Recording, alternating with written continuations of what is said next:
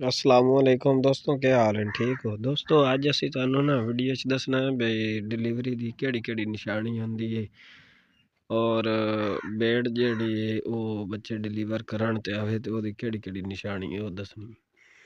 आ bed तुसी check करो, ये ना जनाब है सारा हिस्सा जेड़ा है ना, यानी कि पूछल बिल्कुल हाथ ला के वेख सुना इत्थों उत्ते तक सारा जनाब खाली हो गया। सिरे विच पूछल है, बाकी हाथ ला के वेख सो ये मेरा जड़ा ना हाथ बिल्कुल दूए हाथ न टच कर रही होंगे ना, सिरे मास ही। बाकी निशानियां दिया हवाने दी, इन्हें हवाना तैयार कर लिया, सेतर भी तैयार कर ली हुई पहले दी, उस बाद हवाना तैयार कर लिया, तुसी वेख सकते हो।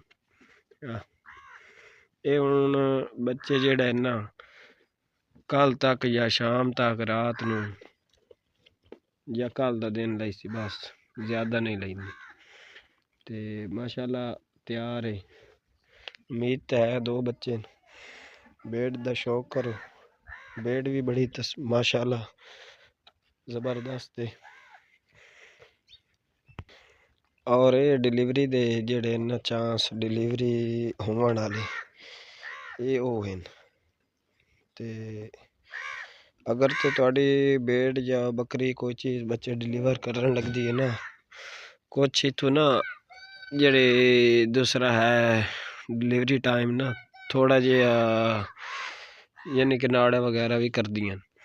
ओहदे वास्ते तुसी ये करना बई देसी घी ते काली मिर्च वो तुसी खिला देनी मिक्स करके। अगर बेड बकरी बच्चे डिलीवर करने होए ते ओ तुहाडी जनाब आसानी दे नाल डिलीवर कर ले सी।